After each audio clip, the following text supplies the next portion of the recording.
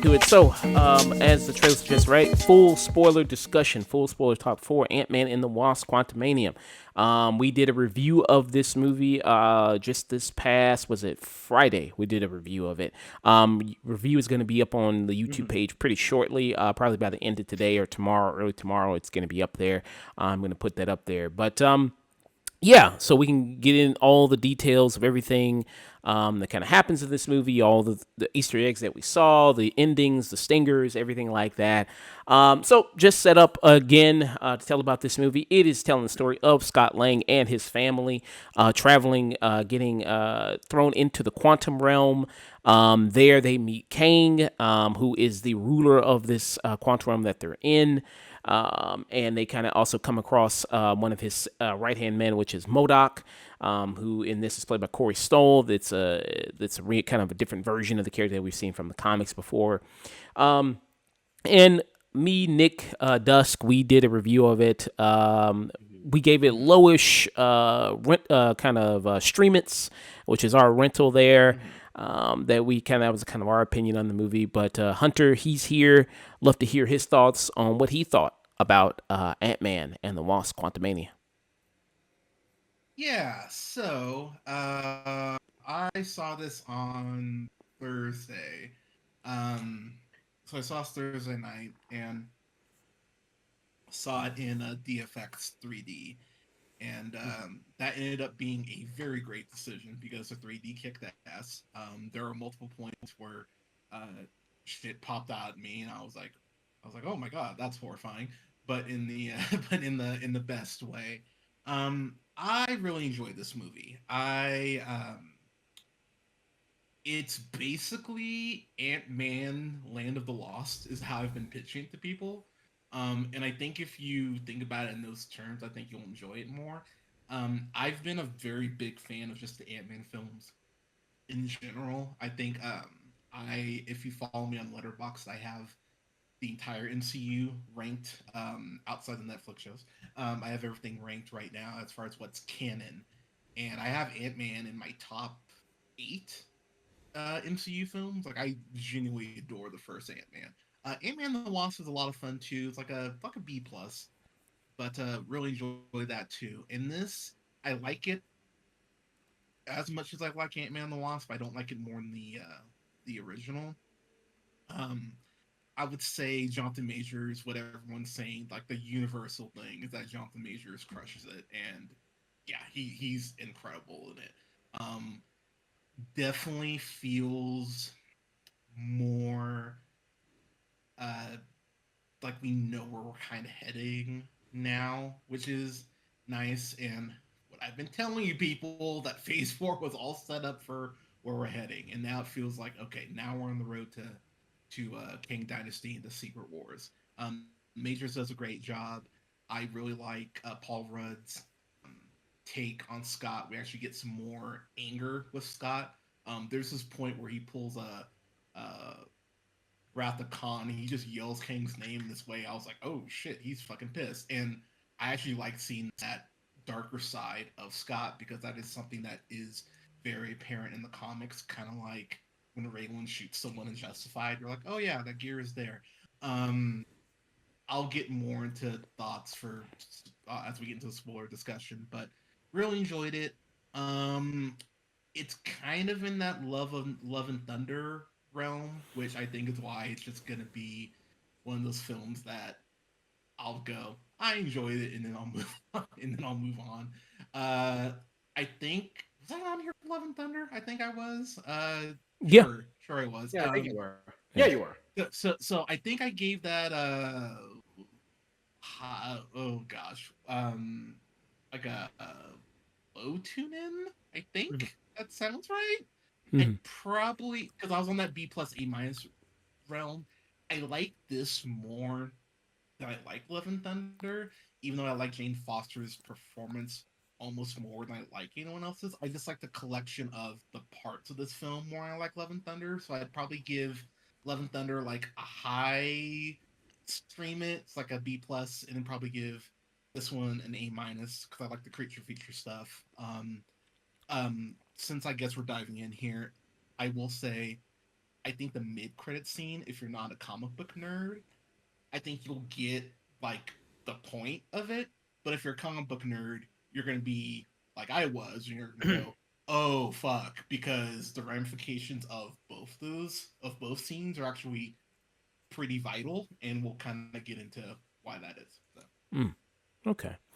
Summarize my thoughts on it real quick. So gave it a low stream it myself. And the reasons I gave was I feel like this whole movie is just basically a setup for Kang, and then that's it. And I feel like it's simultaneously Kang is the thing that is the best part of it, but also drags it down because it is just feels like it. Yeah, we're just building towards Avengers Kang Dynasty.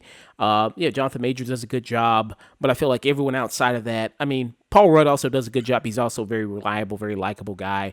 But I feel like there was no arc for any other character in this movie. Evangeline Lilly as the Wasp, she was just kind of just there, didn't really have much to do. You had Michael Douglas, who's Hank Pym. He kind of, like I said, he's just kind of there to talk about ants and how much he loves ants.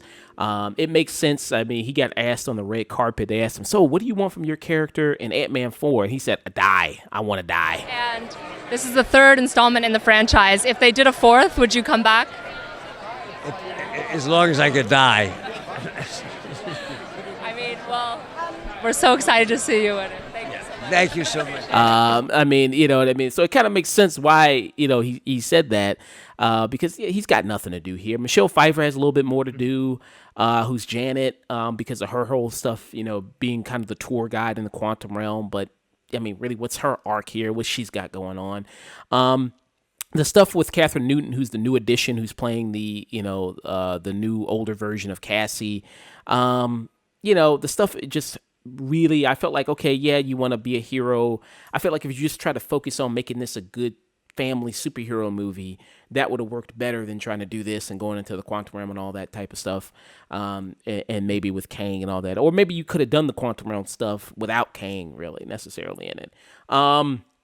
Yeah, with stuff with her, I thought the conflict between her and Scott Lang just didn't make sense. I was just like, I just feel like this is kind of forced. So that just was, felt really forced to me. Because you do have Evangeline Lilly's character who is she's taken over from the Pym company. And then she's solving things on a systemic level. Like they say, well, she's doing all this with the deforestation and homelessness, and she's doing all these things on a systemic level. So it's like, it's not like these people are not doing anything. They are still kind of solving problems. So that, to me, just that conflict between him and her, just I didn't think made a lot of sense. Yeah, and her as Catherine, I think I have to see her in another movie. To maybe I didn't think I really liked her all that much here as Cassie. And liked what they did with her there. The quantum realm itself, I thought didn't look good. I thought it did look like some Spy Kids stuff, especially when they're running around in their outfits and costumes and things. And I mentioned this as well in the review that how it just didn't feel immersive. You look at something like Avatar 2, that felt immersive. That felt like this whole other world. Here, this just felt like actors in front of a green screen. And it's so clearly obvious they're standing in front of a green screen. So I just didn't feel anything while they were in this place. And then the people in the quantum realm, I think, that just leads to, trying to them do a typical Marvel ending where it's just like we got to have the two armies fight each other. It's always the two armies fight each other at the end. It's always that. You got to have that at the end. It's always some army somewhere. And they did that there. And I thought that was kind of pointless. And I think you wasted William Jackson Harper, wasted him. I thought, in kind of a role there and kind of a small role. Yeah. So that was kind of summarize some of my thoughts. Nick and Dusk, if you want to kind of summarize your thoughts there before. Mm-hmm. Yeah, I'm kind of echoing a lot of the points that you made, Josh, where I feel like both the best thing about this movie, which is Jonathan Majors as Kang. Every second he is on screen, he just oozes so much charisma with so much menace that he is a captivating villain performance.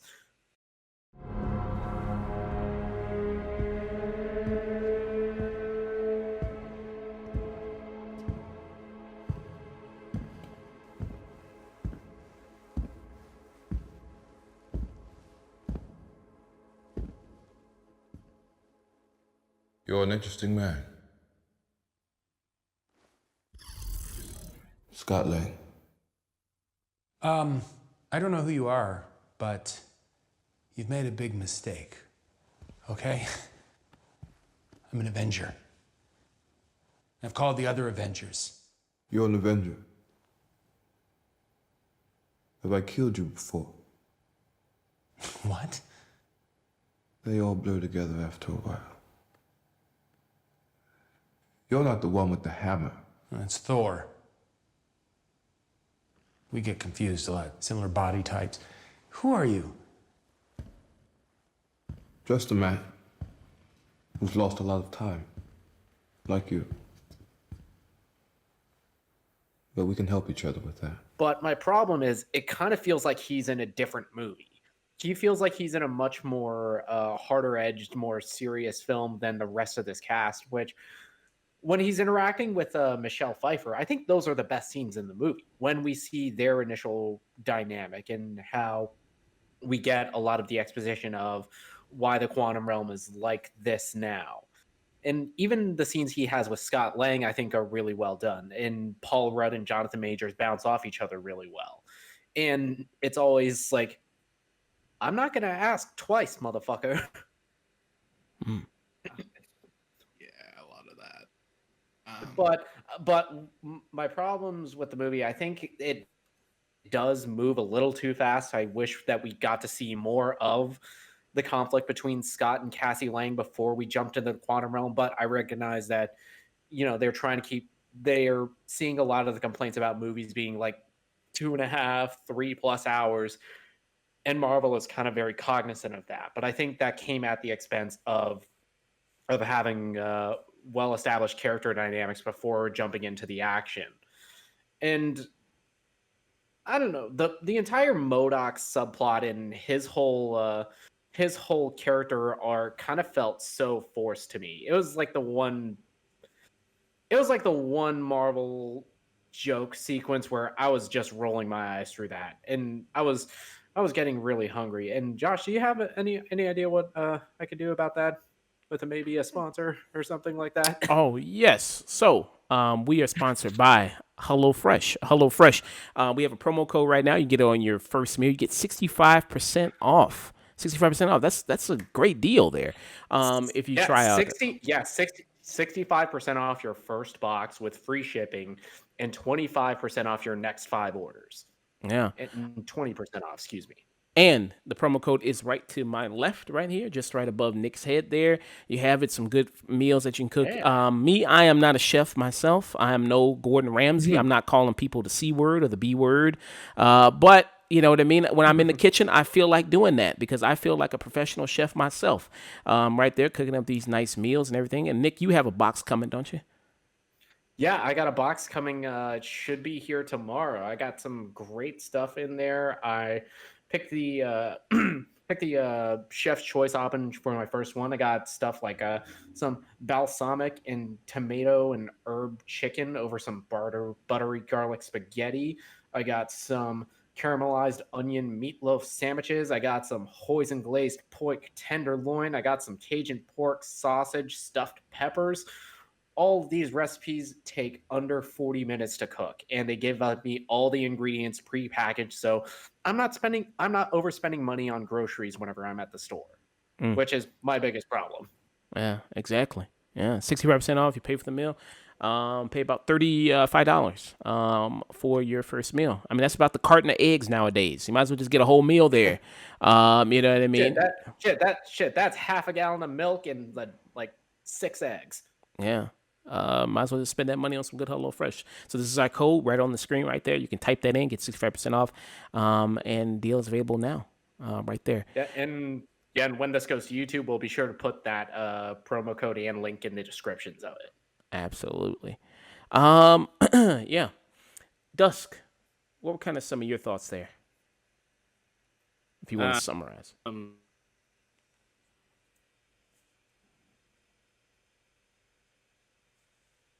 Dusk, there? Did he cut out? Or Paging Dusk. They do? Guess he was just blown away by our There you perfectly Yeah. perfectly unrehearsed ad read. Yeah. fine. Oh, okay. Dusk. Yeah. Yeah. Uh, yeah. So I kind of echo a lot of your sentiments, Josh. I echo feeling really disappointed with this movie overall. So much so that during the course of the movie, I usually don't. I've been starting to do this, and this is one of the movies I did so excessively. I started writing notes, as I pointed out last time, and the more I look at the notes, the more I've thought over the past couple of days, the more I've realized just how much potential really was wasted with this movie. Just how much they really dropped the ball with this one. I mean, yes, in one mannerism, you can look at this as a land of the lost, and this is there. But Hunter, we also, if I may say so, you understand the comics a bit better than some of my co-hosts do. Sure. You know the quantum realm is a vast and very open place with many, many different interpretations. Yep. Right? Mhm. And I'm just going to be honest. This is a CGI mess. It doesn't really have a good flow. It feels like all the Marvel, like, it was like we were on another planet and not this. And it felt like they could have it just never felt cohesive. The things that were brought up, the difference between Cassie and him was completely needless and not needed. And as good as Majors is, I mean, he is great, but even he gets undercut because by the end of the movie, he's taken away. This is a version of Kang that the other Kangs went, this guy's dangerous. We need to get him out of here. Yeah, this motherfucker's got to go. He's got to go. Got to go. He doesn't gel with the rest of us. He sees something the others don't, which actually could have been something interesting. And then they go, no, he gets beaten by Ant-Man and thrown into like a never-ending infinity loop, I guess, and torn apart and without a device. Not only that, they exile him and leave the core that powers his machine in, so he could always find a way back. That doesn't make any sense. There's so many logical loops they make in this movie that doesn't feel thought out. The characters have lacks of motivation or change in motivation and characterization just to fit this film. And I'm a big stickler for consistency in character development and character improvement. And that was really lacking in this one. And you can make up as much as you want with fun. You lack up for character development, you got to have a really fun movie. And it just really wasn't. I was mostly bored by it. I was mostly uninterested. And I kept rolling my eyes at a lot of it. But the biggest sin this movie committed, now, if all that was enough, is what they did with MODOK. How many times have they've done this? Marvel Studios has at least done this twice. With Agents of S.H.I.E.L.D., they tried to make a MODOK. Then before revoking it. And then deciding, oh yeah, I guess there'll be a different MODOK. MODOK is one of those characters that, of course, he's going to be silly. Mm-hmm. Of course he is. He's a giant head with appendages. Your job as a writer and a creator is to make that individual intimidating. That's your job. Not to make an easy joke, not to tell us we're in a comic book. We know that. You're here to show me an interesting interpretation of that work. You don't get a free pass just because it's a goofy name. You get respect if you're able to take that goofy name and make them intimidating. MODOK should have come in and just started being a badass. Should have started killing people indiscriminately. It should have been and going with a human realistic design was a really bad choice. They should have made it more angular. His facial features more angular. Kind of what they did with Thanos. Making him like have more angular features, more kind of almost sculpted feature with his face, almost make him alien-esque. That would have been better. It wouldn't have been as weird CGI Uncanny Valley. You could have taken that a bit seriously. Even with the mask on, that's fine. He could just be mostly metallic.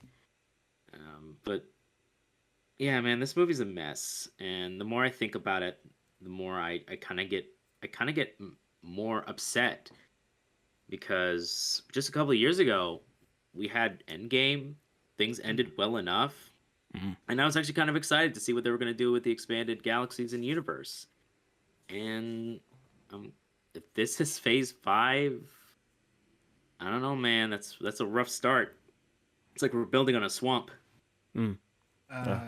Yeah. Since you're all being wet blankets, let me let me just so the MODOK thing, I'm kind of 50-50 if you want, because MODOK is such a, like, go back and read X-Men, kids. MODOK is an insane character, and I actually like the decision to make him look weird with the face as far as a human face. I actually like that visual cue. But I will say, to Dusk's point, there are points where earlier on where I thought some of the humor, I was like, all right, let's move this along.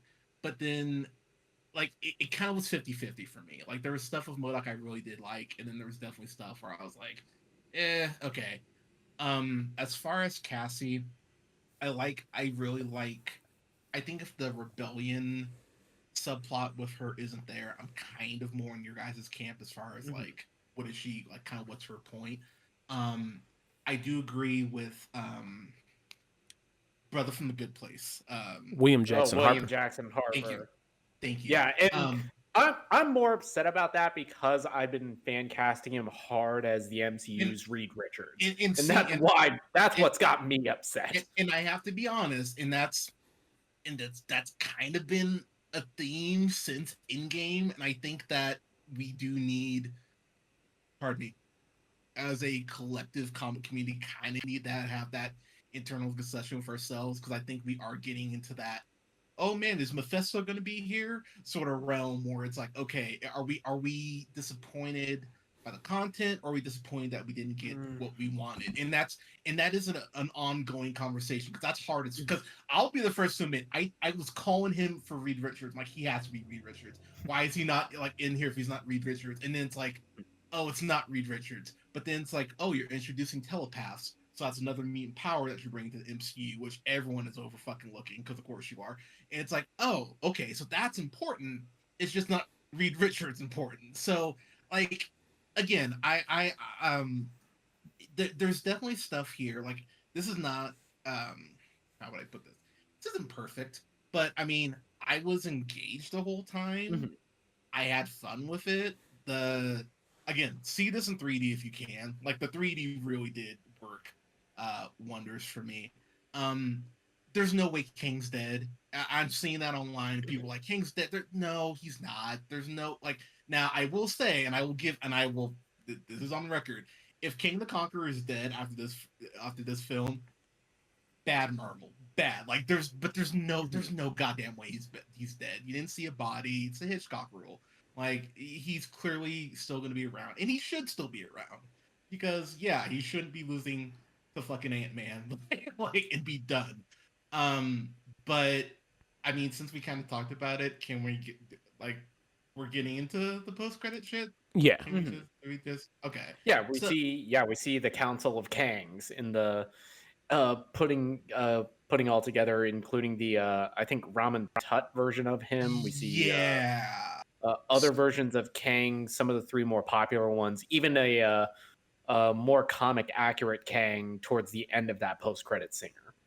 So I'm stoked for the mid-credit, for the one thing being that my big concern with the Fantastic Four film that's coming up has been that they're going to use Doctor Doom first, and you should not use fucking Doctor Doom for your Fantastic Four reboot. There's no goddamn reason to lead with Doctor Doom. And so having Rama Tut, having another Kang variant, and Fantastic Four, I think that's the last film before Kang Dynasty, if memory serves. So I think that was the last one announced before Kang Dynasty. So then that gives you your villain, and then you don't have to bring Doctor Doom, which is exactly what they should be doing. Because again, do not waste fucking Doctor Doom for your first goddamn Fantastic Four movie for the third time. Yeah. Let's just third. Yeah, you're right. Yeah, third time. Or fourth time. Yeah. I was sitting here doing the math. Yeah, third time's a charm. I was like, if it's the same actor, it counts as one. Yeah, so that's what I was going by three times. Yeah, so yeah, Roger Corman, Tim Story movie, Josh Trank. How's your career? But Yeah, you have Ramatut, so you can go ahead and use him as your villain. Also, since you're going to be in Egypt, might as well set up Apocalypse, Mr. Sinister, while you're there. I mean, might as well, since you're going to bring the X-Men anyway. Um, I mean, that's what I would do, but I digress. But that's a huge deal, though. And what this shows is that the Council of Kings are, they're prepping their shit. They're like, okay, like, there's an Avenger out there. We need to be, it's all hands, all kings on deck, and like we need to go ahead and be ready. And so that actually sets up a very intriguing plot line for where we're heading. And wouldn't be surprised to see a Kang pop up in Deadpool 3, which is an insane concept that I didn't think would have been a thing 4 years ago, but here we are. And then the other big thing is we get a great Loki season 2 setup too, which and that was haunting. And even if you didn't see season 1 of Loki, even if you didn't get that finale, which why the fuck wouldn't you? Loki was fucking amazing. It was the best, in my opinion, the best Marvel season finale, and how he interacted with the He Who Remains, that one variant. And Loki just looks at Victor Timely, who's another Kang variant, and he is scared shitless. He is horrified. Yeah, and one thing Hiddleston does like horribly well, besides look great in a suit, is he knows how to sell horror and dismay. That last shot of him in Loki season 1, where he's just looking at that statue and he has that oh fuck sort of look. Victor Timely in the comics is very important because he basically jumps between timelines, bringing future technology back to this very old timey town. He uses it to take over the town, and then without spoiling comic book lore, things get very bad from there. And so the concept of Loki and Loki going ahead and hunting down King variants throughout season 2, yes, that sounds fucking wonderful. Give me that, please. So it's gonna be very interesting with what we have coming up, because Jonathan Majors, like with what they show in the mid credit scene, there was a lot of Kangs. So Majors could really pop up fucking anywhere from now to Kang Dynasty. I think we're probably getting Shang-Chi 2 before we get Kang Dynasty. And for those of you who were paying attention, you'll notice when Scott is trying to get the power, the energy to go ahead and power the timeshare in Quantumania, that ring that he's reaching up to, that has the marking similar to what the Eternals are using, including that door that Janet opens. And then you also notice that that's shining gold, like Shang-Chi's bracelets do when he goes ahead and puts them on, because Marvel's getting to the whole power base. We gotta have everything by color as far as how the power sets work. And so there's a lot of stuff that they're clearly setting up. See also Kamala Khan's powers in Ms. Marvel. So they're clearly setting up quite a few different power bases just in the film. We can just go through and look at pictures and stuff. So there is a shocking amount going on in Quantumania, as I saw this on Thursday, and after I kind of sat down and went, okay, because I actually didn't take notes. Go fucking figure. But as I started thinking back on it, I was like, oh wait, there was that in this, and there was this, and there was that, and it's like, oh, there's actually quite a few things are setting up. So here's a picture of the Council of Kangs here, just from the comics. So it did very much look like how it looks in the comics there. So you kind of have that. So I want to get some information from you, Hunter. So Kang as a person, so is he just a guy? So he's just like basically just a guy. He's just a guy. Okay, with just like, advanced tech. His origin. Even in Quantumania, he didn't become the Conqueror until he got his suit back, until he fixed the time chair for that brief moment. Yeah. So he was just a guy. Yeah, and like the origin in Loki is actually pretty comic accurate as far as how they lay out the multiversal war and everything like that. So that's actually very like in line with the comics. Okay. All right. And like Dust was saying, like, there's some people speculating that maybe he is dead, maybe he isn't dead. But Dust was mentioning the point of like if you're gonna set up Kang as being this huge Avenger level threat, right? Maybe it was a mistake to introduce him in Ant-Man because he lost to Ant-Man. As far as we know, that's what we see, and he lost to ants. Yes, they were super highly advanced ants, but they were ants. Like that seems like So kind of a bad way to. okay, I no, because okay, so this is one of those things I have to check people on because that's all I was hearing when they introduced Ant Man as a character. Like, what a stupid power, fucking ants. Have you been bitten by a fire ant? That fucking sucks. Let alone a fucking thousand of them. So like, when the ants are actually like storming the oh crap The brain base. blanking Chronopolis. There we go. Okay. When they're storming there, yeah, I actually completely bought that with two two Avengers technically, and then the dumb little teenager and a bunch of ants. I'm like, okay, I could actually see you at least getting knocked into a portal because he doesn't. They don't really win. Like they win, but they don't. Like it's almost like they kind of go like, oh, we kicked you into this portal. But it's almost like they delayed the inevitable yeah, because right now. And that to me is what Scott's little panic attack in like the reprise of Welcome Back. It's like, wait, he said something bad would happen if we didn't cut him out. And oh my god. and that is definitely honestly the feeling you should have leaving the theater because I was talking to my friend because he had some of y'all saying complaints, and after I was talking to him, I was like, dude, like that doesn't end happy. Like Kane's coming back, and Scott's panic attack, which by the way, if you all got blipped, you would have PTSD. I'm happy the film kind of actually addresses that a little bit, but Kane coming back is going to be even worse for everyone, and also he fucks Scott's shit up.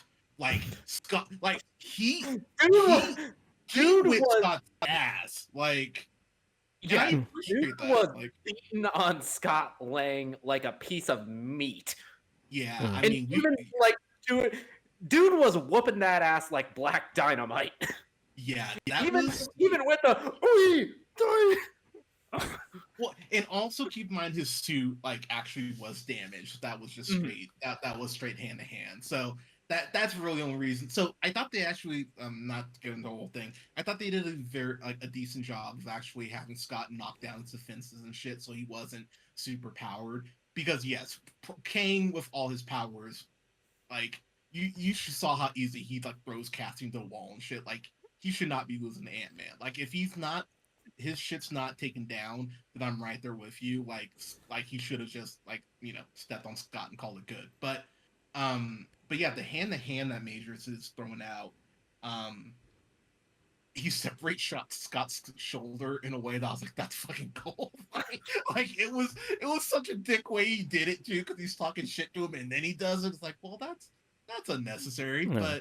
But as far as the whole quantum realm stuff, I will say my biggest disappointment from the film, again, this is me being a nerd and owning it, is going, oh man, what other stuff is in the quantum realm? Oh, I thought there'd be cameos or more. Yeah, and the quantum realm is just people. Yeah, but people here and a couple of rejected designs from Rick and Morty, which comes as no shock because this is written by Jeff Loveness, who was a writer on season 4 of Rick and Morty. I think he wrote some of the better episodes of that. Like he wrote the season finale of that. He wrote the My Dinner with Rick Andre episode. Yeah. How many writers from Rick and Morty have written Marvel movies? Does anybody know? I think a lot have carried over. Three at least. Michael Waldron has carried over. I think. And then I know, was the woman who did what show was that? Was it She-Hulk? Was the woman who did She-Hulk? Did they also? Was it she a writer on Rick and Morty? No, she didn't write for Rick and Morty. She threatened to burn down Marvel if she didn't get the chance to do it, and then Kevin Feige caved and gave her that show. Who is the? I'm assuming Justin's not writing for them anytime soon. Nah. No, I don't think so. I mean, you know. Damn, I forget. Yeah, because I know that. Yeah, so this one, so Ant-Man. I know the guy who wrote Doctor Strange. Didn't he write Rick and Morty? Right? He wrote from Rick. Yeah, Michael Waldron was a Yeah. writer on Rick and And Morty. then there was someone else. I forgot who wrote who's someone else. I can't remember. A lot of people who flunk out of Rick and Morty or go to move on come to Marvel. And then they go somewhere else after they do a movie or two. Sound like a good decision right now, because Rick and Morty fans, sorry y'all. Well, hopefully that ship gets righted. But I don't know, man. You had 3 good seasons, and then I never it got just into kept Rick and going. Morty, so I just I'm not invested in the game, but I want people to have their shit, you know. Sure, Not Spider fans, but everyone else. And and I'm just kind of like, I'm sorry, maybe it gets better. But So I don't want to be, completely negative. So there are some things that I did like about it. Besides Majors and besides Paul Rudd. I did like some of the visual stuff. Like the Ant-Man movies, I said this in the review as well, but to me they've always represented mediocrity as far as Marvel comes. Like they're just movies that have just been okay. And I do think that this third one is the worst one out of the 3. But they all do have good visual things to them. Like in the first one where they're fighting in the briefcase and he was bouncing off of like iPhone, and I thought that was fun. And then when they do the big battle sequence inside a children's room in Cassie's room, I thought that was really good. The second one, the Thomas the Tank Engine gag in the first Ant-Man is an all-time great gag. It's an all-time great visual gag. and then in the second one, I like what they do with like the Hello Kitty pins dispenser. They enlarge that. That was good. And then in this one, they do a thing where like they do a big anthill of all the Scott, all his different variants there. I thought that was pretty good. I thought the scene where Big Cassie and Big Scott hug each other, I thought that was good. Again, playing with the whole going small, going big type stuff. Like those are visual, you can do a lot of good, fun action scene stuff with that. Like they did in Ant-Man 2 where the Wasp, where she's fighting in the kitchen and she's running on the blade and stuff like that, where she's small and then gets big again. Like that's cool stuff there. So I did like some of the visual stuff there. Nick and Dusk, what are some of the positive stuff that you liked about Ant-Man besides Majors and besides Rudd there? Besides Majors and Rudd, I think for what little a lot of the side characters get, I think they do a pretty good job. Like one of the high points is Katie O'Brien, who plays Gentora, who is the leader of the resistance in the quantum realm. Her character doesn't really have a lot to do besides just be tough and be kind of a badass. But I thought Katie O'Brien does a good enough job carrying those sequences, even in her interactions with Cassie towards a third act. Like the Bill Murray scene, I thought was a lot of fun, especially when it does take that sinister turn. I thought Bill Murray does a great job of selling that kind of sadness and betrayal of why he would decide to work with Kang. Yeah, shocking, Bill Murray manipulating a woman. But allegedly, sorry, don't want to get sued. But but yeah, no, I think it's a good point, because Murray's great in the little bit that we get him to. Yeah. Dusk, what about you? Yeah. I'm looking through my notes. Hold on. I'm really looking through my notes with anything positive. Oh, okay, I found one. Okay. All right, I found one. Hold on, everyone. All right. You read my book? Every goddamn word. Dude, that was actually, so I wrote in my notes, that was actually proof why Hank Pym is the best and why he should have had a goddamn movie 15 years ago.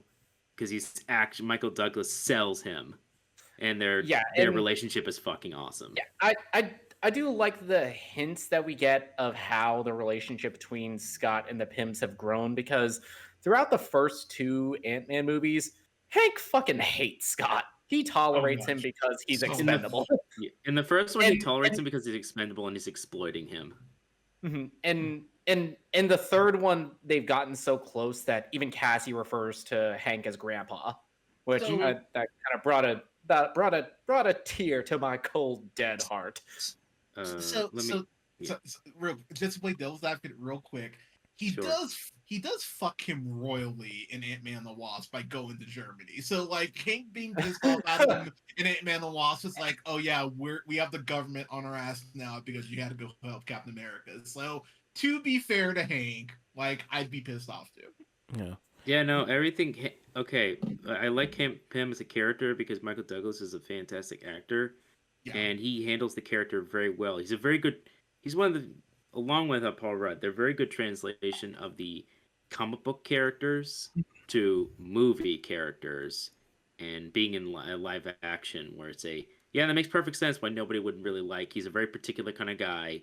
I didn't need the movie to tell me over and over again how he likes ants or how socialism might be a good idea that makes no point, and it's just for Marvel to put their political head in their proverbial mouth that they shouldn't do that.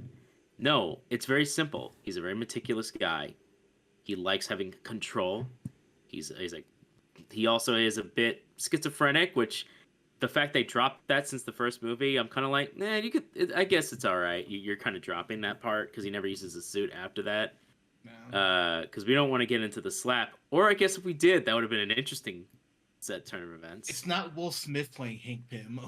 No, but that is probably one of the most famous parts of Hank Pym's characters, creating Ultron and slapping Janet at one point. Let's be real. It's the most famous part. That's why they did. That's why they went Scott Lang. That's why Scott Lang is Ant-Man, because still that is a loaded thing with Hank. Still, Hank, you can still make a really, really good character, and even very likable character, and still do bad things. Look at how much people forgive Wanda for crap. Go ahead. Yeah. So I think what you could do with Hank, I think a Marvel special presentation with Michael Douglas as Why not go back in time? Yeah, go back in time, do like a '60s era. Oh, have him have a fun family, have a fun like not family movie, but have a fun like spy-esque movie, and that's the introduction of the Fantastic Four. That's how you know they're old buddies way back when. So Nick will tell you, I've been pitching this for at least a year, where you have the Fantastic Four come out another section of the quantum realm or through a loophole. Sure, they deal with the quantum realm all the time. Exactly, and you don't have to go into having them be in the '60s. You can just have them go from the '60s to now in present time, and then do your social, check boxes there. That's how I would do it, and that just leaves you a lot of room to explore. Like, oh wow, how have things changed from the '60s to now? Not that much. Ooh, Marvel, you're edgy. That's what I would probably do. But I do agree with you, Dusk. I think if you do a 90-minute like Hank Pym like heist, because the aging that Marvel does is kind of absurd. Like it looked good in Ant-Man, but it's just gotten better like as the films have gotten better, which is again creepy. But even even if it's a voice, Michael Douglas, I think why it could work is even if you go full back or it's an animated feature, you can still get his voice and you can get a lot of his charisma from it, and even without him having to do a lot of those physical amounts. And yeah, man, it just makes me. I've always, ever since the first Ant-Man movie, I'm like, when are we gonna get Hank Pym's story? Because there's something between him. He's regretful, and he has a lot of nuance in his portrayal. He's a character that has had a long career as a superhero and has just burned so many bridges. He's become just a bitter old man. Yeah. But the thing about Hank that's interesting is like you could have him, because you get the old school helmet in Endgame when they go back in time. And the old helmet looks badass too. I was like, oh, that's cool. I won't lie, my nerd heart was like, oh, give me more of that. But have Hank telling Cassie a story about one of his old missions. There's your easy way to have them both in it, and you can develop the relationship that way. 90 minutes special presentation. Marvel special presentation. Yeah, sure. Boom. Yeah. Just give you your out. There you go. I mean, it also could have helped fix the reason why Cassie has her own goddamn suit, or the fact that she was able to create all that.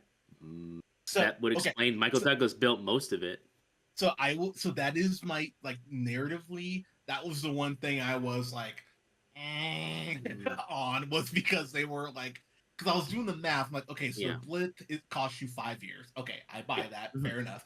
But then it's like, so did she just look through And Hank's? you were thinking maybe this is like a year or two after, or Yeah, maybe but even Yeah. then, a year or two after the blip, and who knows? Maybe she was like, because we don't know exactly when the end date of Ant-Man and the Wasp, where Scott is off parole, and where the blip happens. We don't have like an exact timeline, so we don't know how close she was to the Pym family at that point.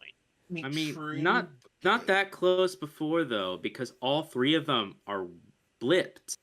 Yeah. And you could and there's that only was- so much you're gonna understand as, and Cassie at the time was barely 11, like Yeah, I think so, barely yeah. 10, 11. yeah. so- 5 years to learning notes of a guy who's legitimately a genius Yeah. and a master in his field, which was Yeah. another problem I had with the movie, which is I've been studying the quantum realm for all these different things, and Janice is like, I'm just not gonna tell you these things, and not don't worry about it. I'm like, so, like, so I will Mhm. push back on that, because I do Mhm. think, like, when you find out what, so that was actually so actually it goes Majors, Rudd is probably my third favorite performance, then Newton, then Lily. But I thought Michelle Pfeiffer fucking brought it in this movie. I was like, go. It was kind of like an Age of Ultron, where it was like, oh, hey, we don't have Hawkeye under mind control. We'll actually give you an arc. It was like, oh, you're not in the quantum realm. We can actually, fill out your character a little bit. And What's her arc in this Michelle movie? Pfeiffer, so That's my a damn good question.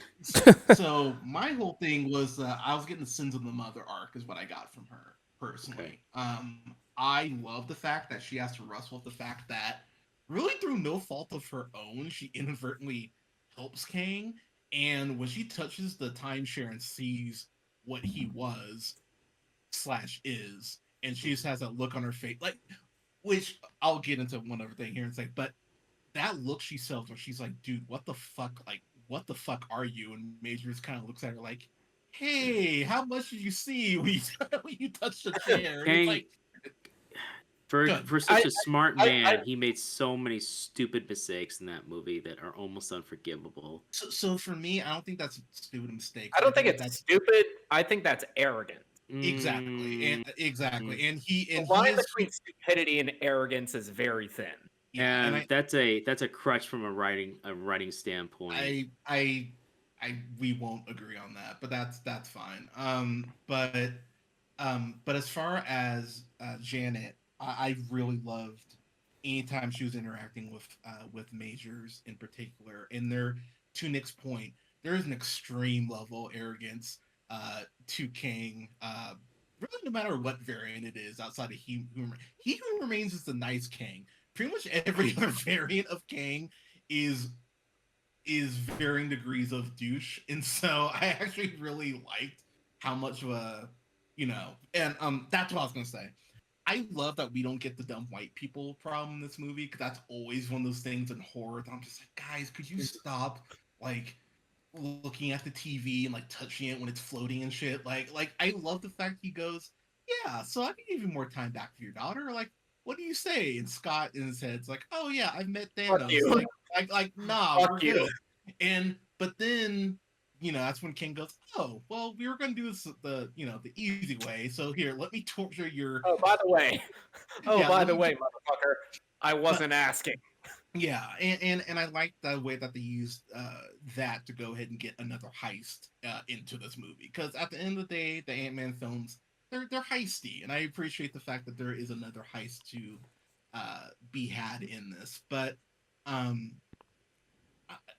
sorry, Josh, what were you gonna say? Sorry. Well, somebody bring up the point of like why he needed Ant-Man in the first place is to shrink down and go and to in order to shrink the energy core so he could travel. And then somebody was like, well, if this guy has all this advanced technology, why he couldn't all that time learn how to actually do that himself, or some way figure out a way to get in there himself? It seems like, And even you had Aaron Cross, or as MODOK there, who actually figured out how to make the Pym particle. Yeah. So it seemed interesting that he couldn't just do that himself or anything like that. You know what I mean? Unless he could have maybe delivered a line and said like, well, I, gave the pin particles all these different people and they end up dying when they got in there. But maybe since you're the expert here, maybe you know how to get in there and do it. At least they could have done something like that.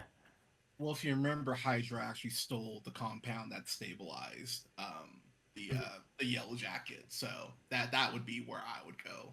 That's why they couldn't just do that. Well, I'm saying that he had the knowledge. Darren had the knowledge though, to how to make it. Yeah, but they to make it, but not to stabilize it though.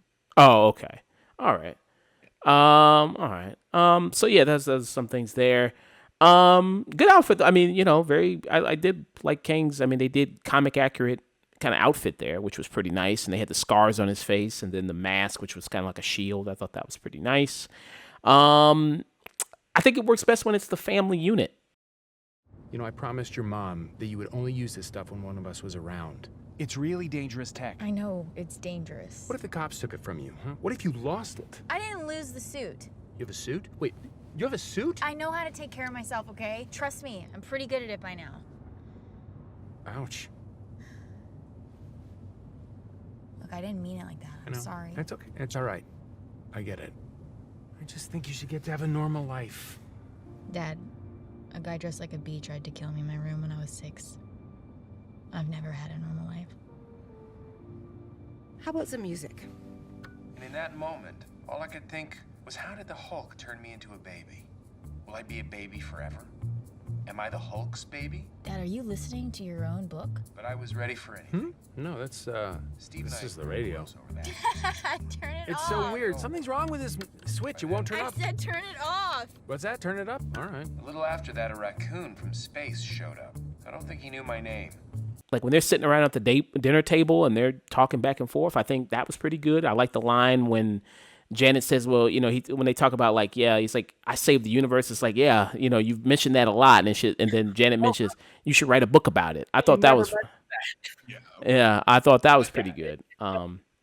But then, yeah, it's like, yeah, I didn't know there was an expiration date on how many times you could say save the universe. Like, damn, brother can't just save the universe, relax it for a minute. I mean, damn. I mean, it's like, what have you done lately? It's like, damn, lady. I mean, geez. Well, the thing is, he is being like Scott is being douchey about it, and that's where the conflict with him and Cassie is coming in, because he's walking red carpets and doing shit, and admittedly, Hope is doing all this cool shit.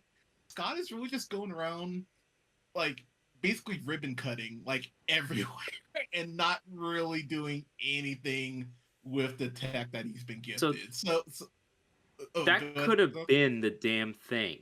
Like, if you're gonna, his character was never ego-driven in the initial 2 movies. They really weren't. No, he wasn't. He just happened to find himself in a situation. If you're gonna have that turn, if you're gonna have him, after he found like this really monstrous amount of success, and so he's just riding high, not like being a complete jerk about it, but he's just like, well, I'm resting on my laurels. What's the problem with that? And then even if it's and Wasp and I are, or you were a unit. She's doing her thing. I'm doing my thing. I'm going to promos. I like the way it is. What's wrong with that? Then maybe you could argue where like, okay, maybe this and that, but it's just not enough. This movie doesn't focus on the not enough aspects. In theory, your idea works. Absolutely. I see where you're coming through, Hunter. Absolutely. But the movie doesn't justify any of it. It's just there on a very surface level for someone to just go, well, I mean, it's kind of there, so you have to infer. I'm not inferring anything. The movie's job is to tell me what it's trying to tell me. And if he can't do it successfully, then it has failed in that metric. And that's a writing problem. And look, and if that's, I mean, hey, if that's how you feel about it, more power to you. I think the scene in the car where he's listening to himself read his own book, I went, oh, okay, yeah, you need to be, you need to be checked a little bit, because like that's douche on a level. Like that's like that Aziz Ansari bit where he's talking about Kanye listening to his own beats and being like, oh, this song's dope. It's like, oh, dude, why the fuck are you listening to? Why are you listening to yourself read your own book? Like that for me was that level of like cringe humor where I went, okay, that actually makes me laugh. But again, I love cringe humor. But also that is a character beat to go ahead and establish like, yeah, he's kind of off the reservation a little bit. Now, I will be the first to admit, I think Cassie goes at him a little hard for being, just sprung from jail.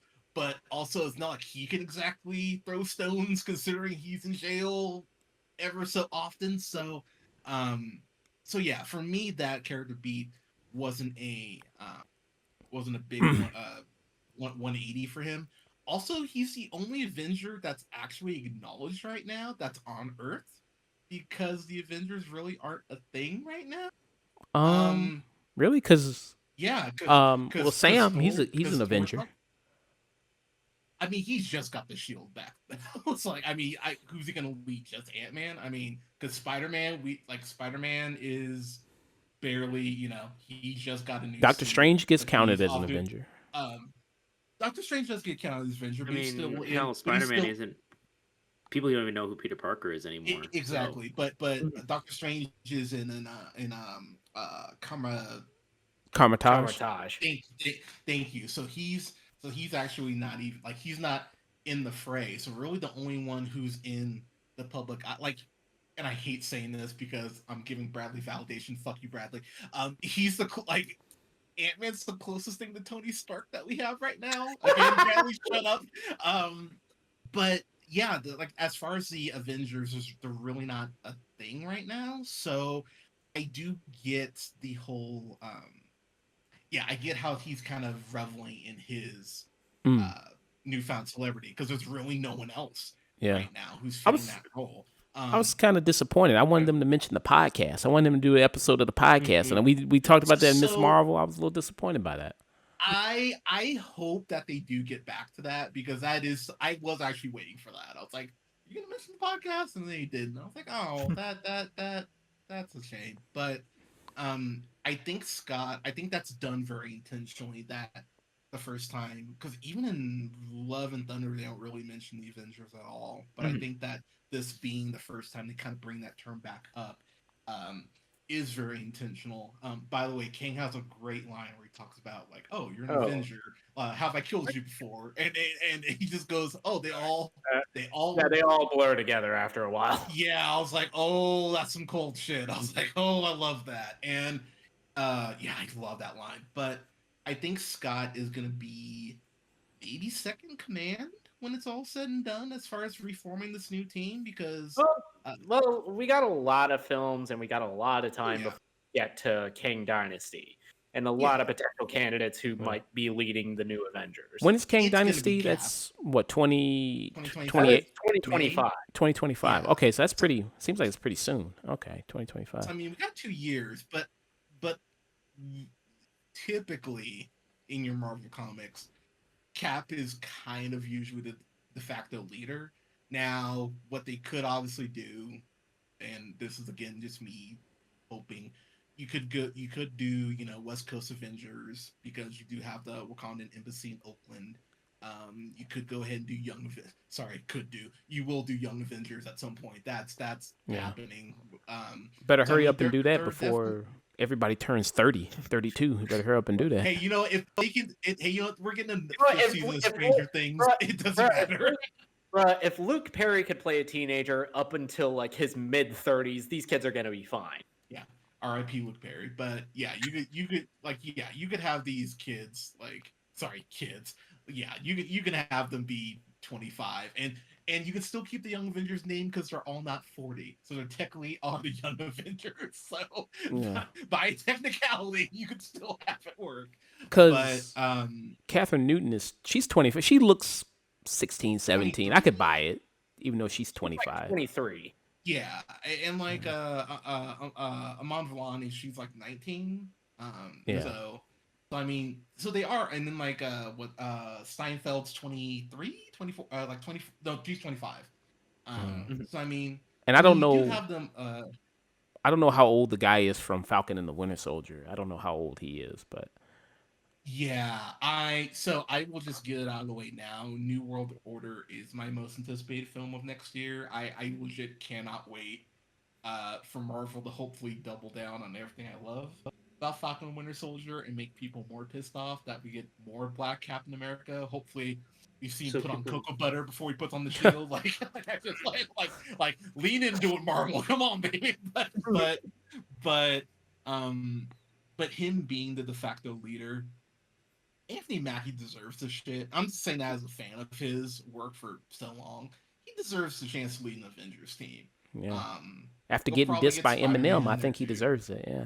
Clarence deserves Right, it. exactly. He He's an Avenger. His real name's Clarence. he's gone through a lot, but yeah, I mean, you'll probably have Falcon, you'll probably have Spider-Man be your de facto leaders, because I feel like there's a way you can get Spider-Man back. I feel Sony would just be leaving way too much money on the table to not have Holland wear the black suit at some point in Secret Wars. Like that'd be silly. So I feel like that's going to happen. But yeah, we got what, 4 years, 3 years before we get there. So yeah, two years before we get there. Okay, so I'm gonna go around and give some final thoughts.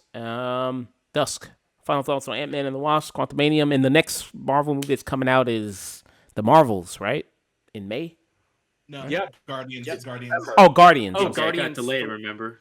Yeah. Guardians 3, and then the Marvels. Oh, sorry, Nia DaCosta's The Marvels That's in right. November. That's right. Okay, so there's That's two more. So okay, so Guardians comes out in May, and then Marvels comes out in November, right? November, right? Okay.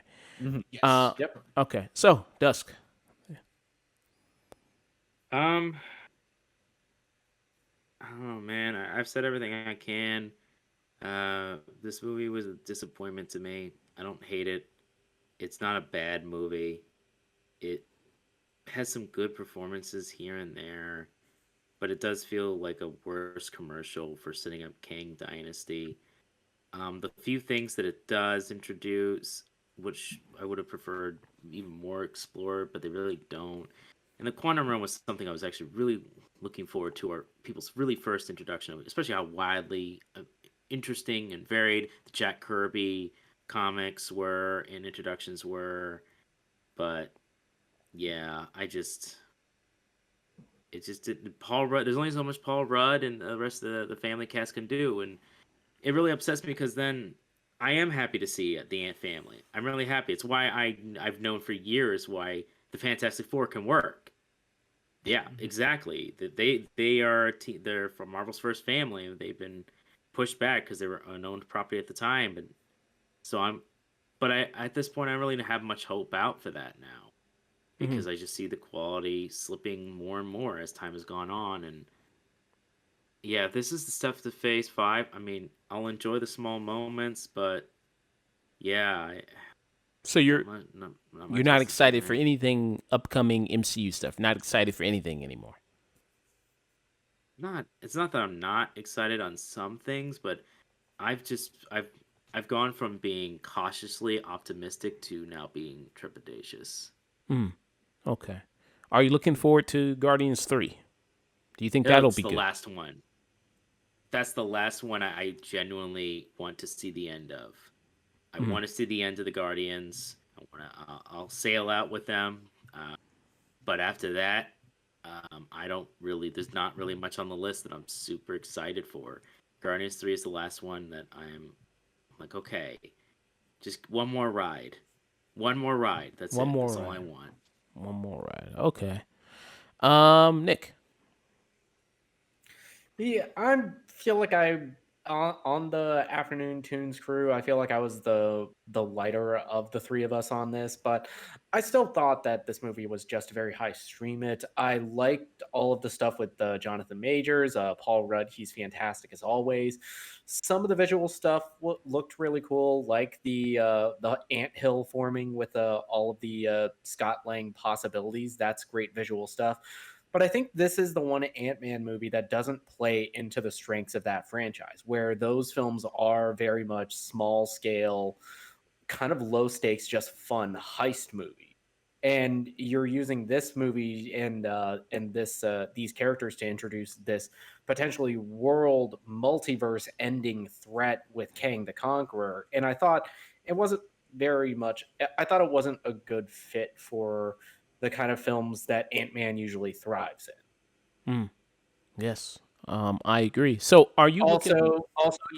Also you didn't have the wombats in it, which it automatically knocked it down a grade for me. Yeah. So, are you looking forward to Guardians 3, the Marvels this year? Looking forward? Oh, absolutely. Any excitement I have for a lot of the future projects, a lot of them are based on directors, I think. Because of course I'm a ride or die James Gunn fan.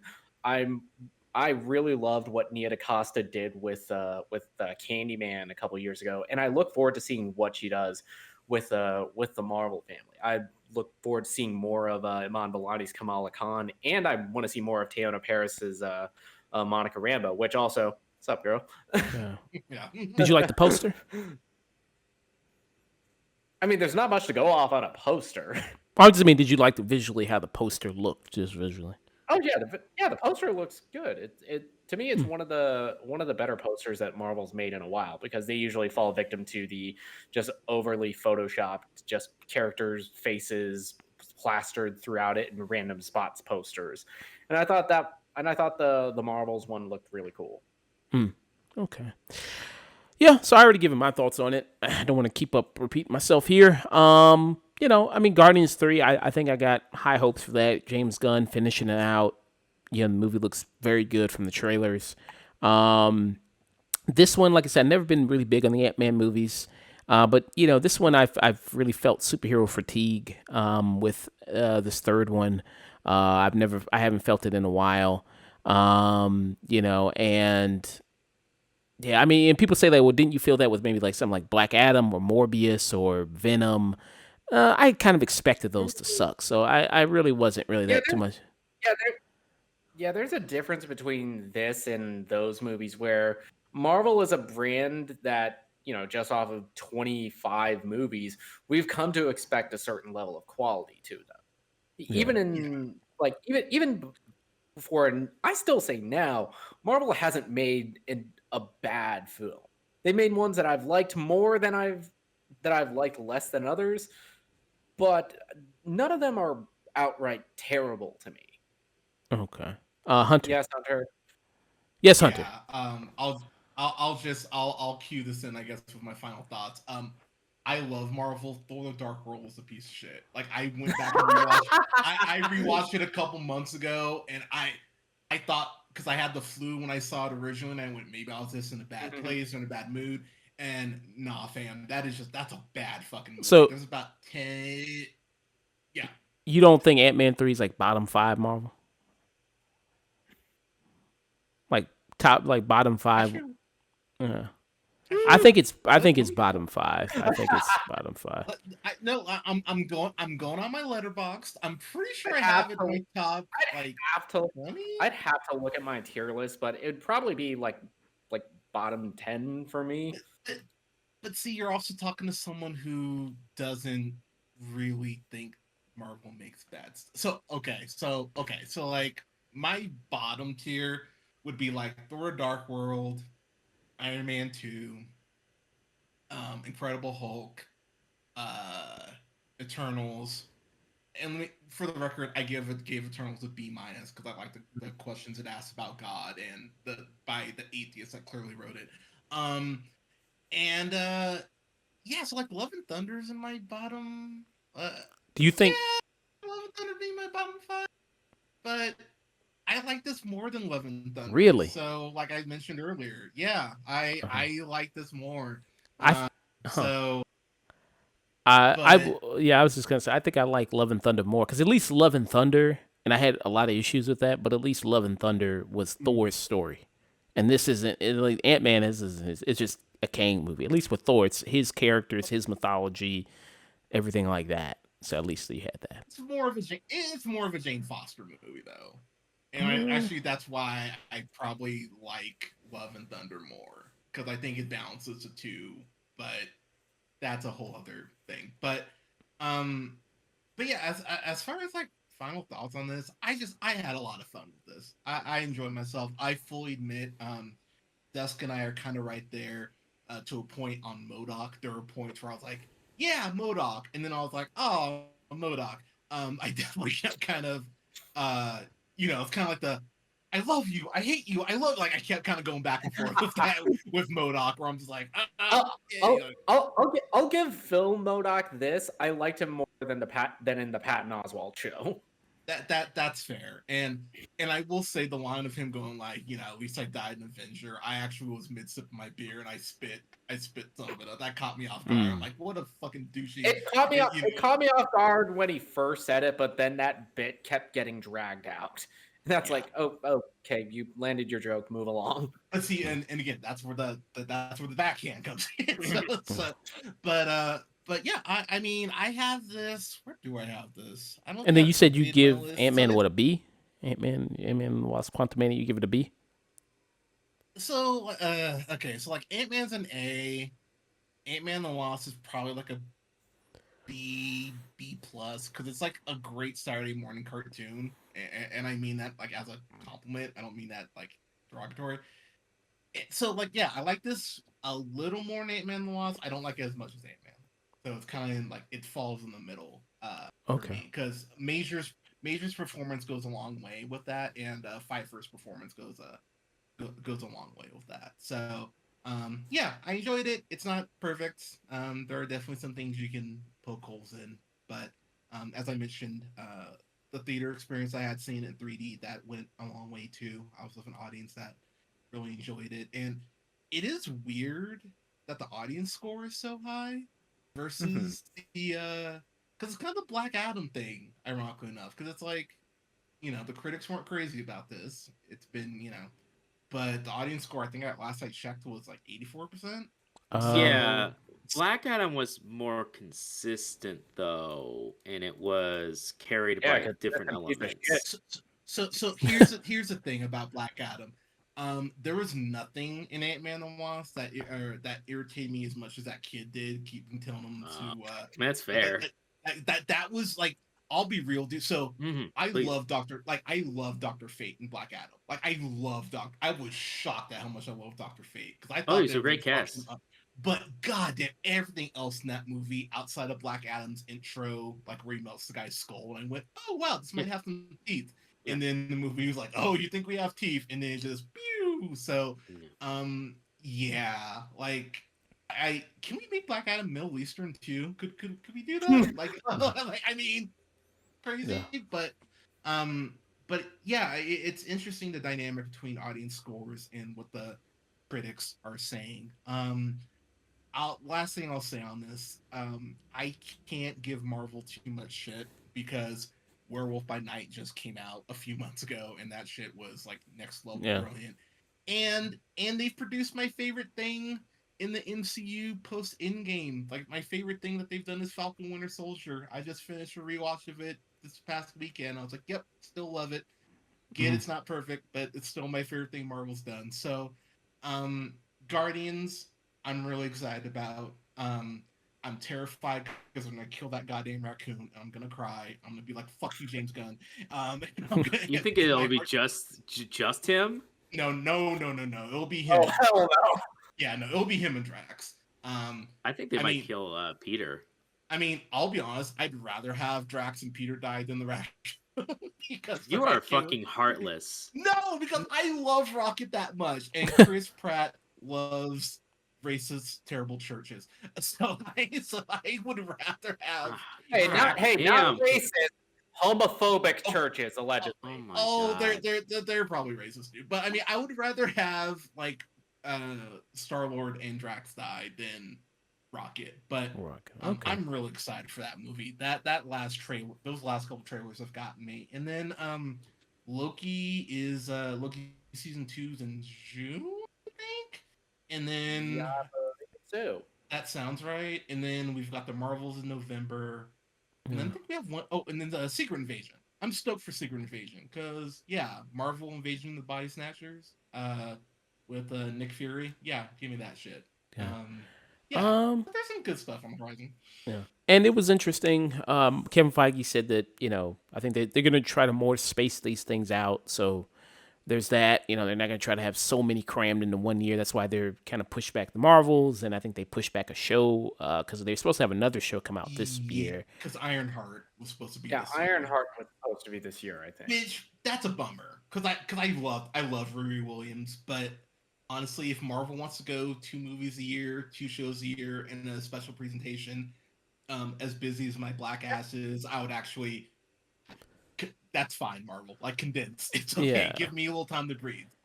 That's good. So if you do There's like 2 a movies, movie that comes out every single day and a series that comes out every week. Can we get some room to breathe, please? I did make the joke to Nick the other day. I was like, "Oh, I sneeze. I think a new Marvel show." It's like okay, we can, yeah, but yeah, 2 movies a year. Because I mean, we got to think about it too. DC's got their new slate coming out, so in the next couple of years, we're gonna be getting more shit from DC and more shit from Marvel. And so it's like, okay, 2 shows, 2 movies, special presentation. That's fine. That is fine. I think that's good. Even though he also said, I think he wants to do them for the next 80 years, make Marvel content. So we're gonna be dead by then. It's gonna outlive us. It's gonna be all these Marvel movies gonna outlive us. So, dude, 80 years. Marvel, they will not stop making these. So I was talking to we were talking to Bradley about that today. The whole medium, until merchandise stops selling, they will not stop making these fucking movies. What? Yeah. So even if like Ant-Man makes, because what was the budget, like 200 mil, I think, around there. 200 million, and so far it's made 120, I think. Well, that's domestic. I think it added another 100. I think overseas. So it's already like a quarter-ish of the way where it kind of needs to be, like as successful as they want it to be. But y'all, that's not including all the goddamn merch, and I'm sure Walmart looks like Ant-Man land right now because whenever a Marvel show comes, Marvel thing comes out, they do that shit. So yeah, as long as that mouse is selling money, and Avatar just made them $2 billion, so which everyone forgets, Disney owns that now. So yeah, they're fine. So yeah, as many comics as exist, they could do this shit for another 80 years if they wanted to. Yeah. Yeah. So that was Ant-Man and the Wasp: Quantumania. Spoiler talk.